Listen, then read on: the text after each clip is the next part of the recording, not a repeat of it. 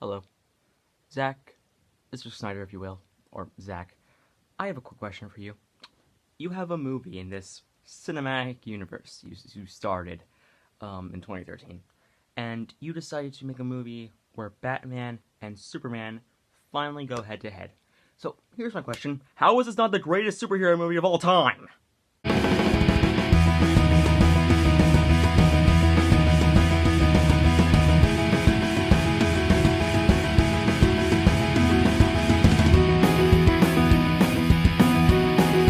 Well, it's time we go look at the downfall of the DC with Batman versus Superman.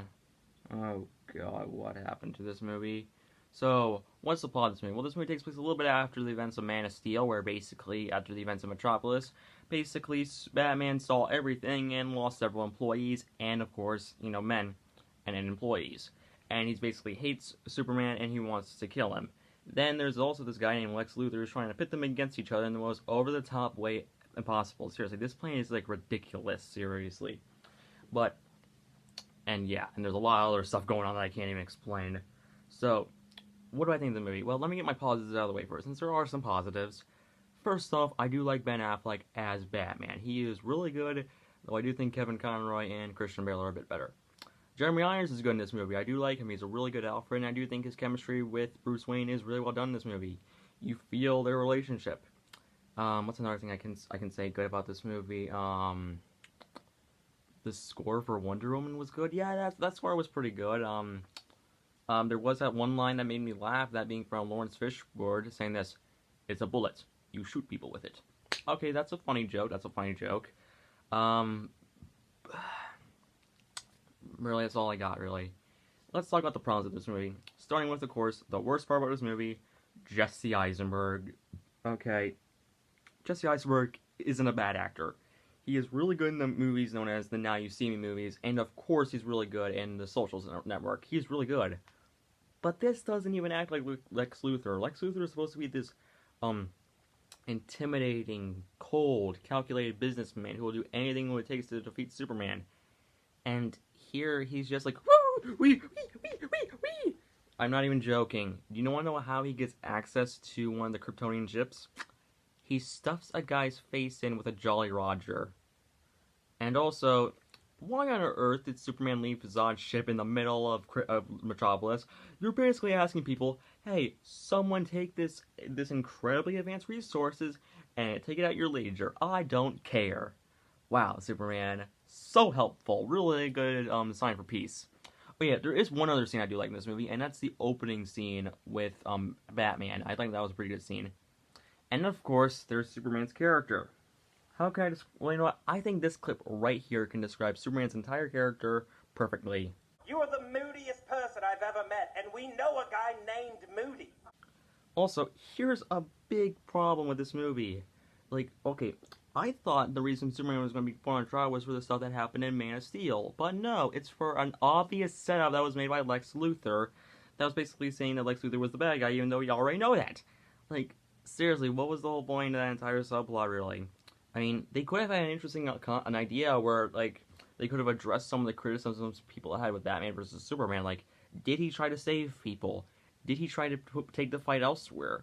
This could have been interesting, but nope, it's swept under the rug faster than baby oil.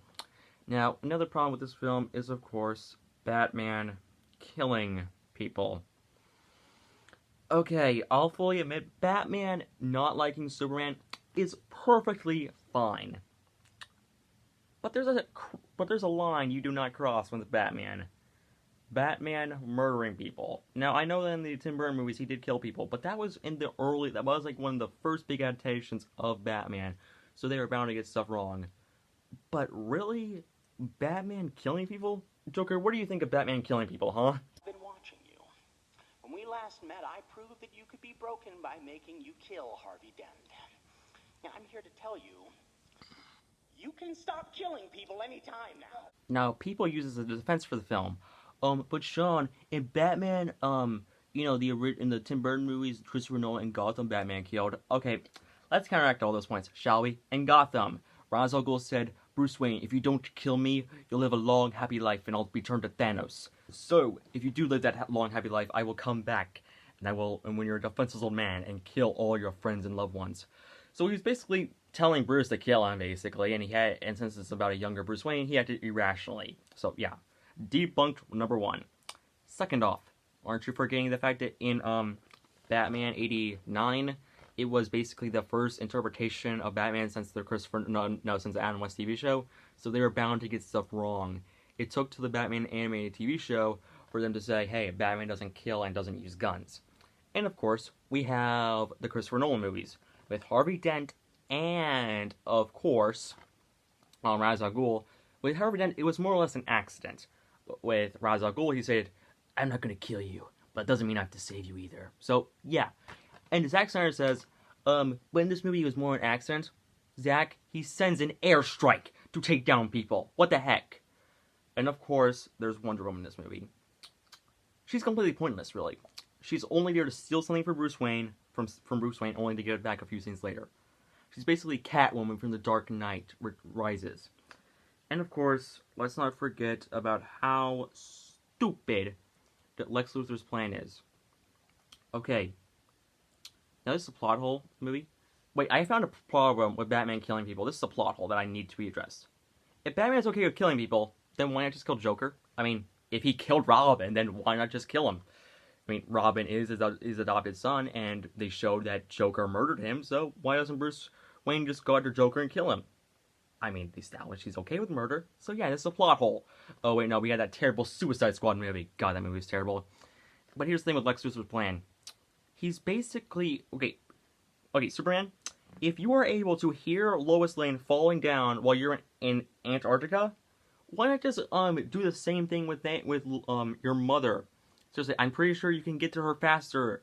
You're a horrible child, Clark Kent. Seriously, you can hear if you can hear Lois falling off a building, then why can't you just hear your mother where the people are at? I mean, seriously, if Batman can easily take down those guys, then you can easily take them down too. Also, then there's the fight itself. It's horrible. There's, you know the old saying, throw the kitchen sink? They throw the kitchen... Batman literally hits Superman over the head with the kitchen sink. And of course, basically, he has all these Home Alone style traps. And he basically... there could have been a moment when he pushes him down and says, my mother is in trouble and her name is Martha. Boom, problem solved. I mean, at least with Captain America Civil War, Tony was angry at Bucky and was like, I don't care, he killed my mom. So, yeah, he was clearly angry and he was uncontrollable rage. It was sort of like in Iron Man 3 when he found out that when he's like challenged the Mandarin after Happy got in one of the crossfires. Also, might I add this? Then, of course, there's the death of Superman himself. It was completely pointless. They could have had Wonder Woman, and since Wonder Woman is immune to kryptonite, she can just go over there, stab Doomsday, problem solved. But nope, they had to do this. And also, they had to rush a cinematic universe down our throats. Literally, you wanna know why? Because there's literally a scene where they send the Justice League via email. Wow, so good, people, so good. And of course, the worst thing about it, also, here's the missed opportunity. Why not have the Batman movie take place before this movie, so that way we can get to know the character more? I'm just saying.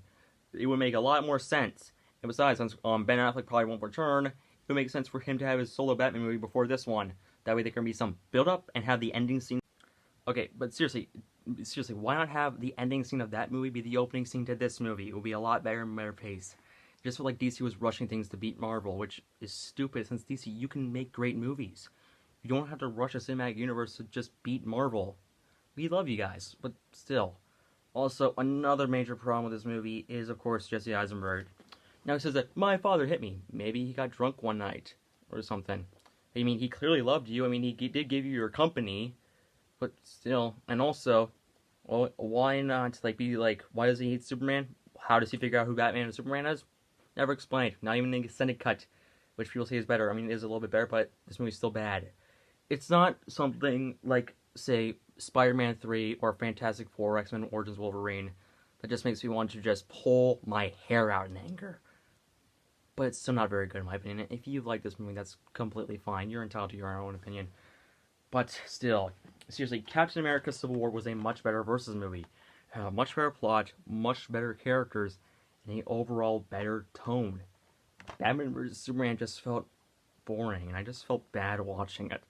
It made me feel kind of upset how disappointed I was. Because besides Captain America Civil War, this was my most anticipated movie for 2016. But still, it pains me to give this movie this rating, but Batman vs Superman gets a 3 out of 10. I'm sorry, Batman vs Superman. I wanted to love you, but I can't. So, see you all later. And wait, who's that at my door? Excuse me for a moment. I'm going to open my door. Excuse me? Yo, what's up? Well, if it isn't Sean Reviews.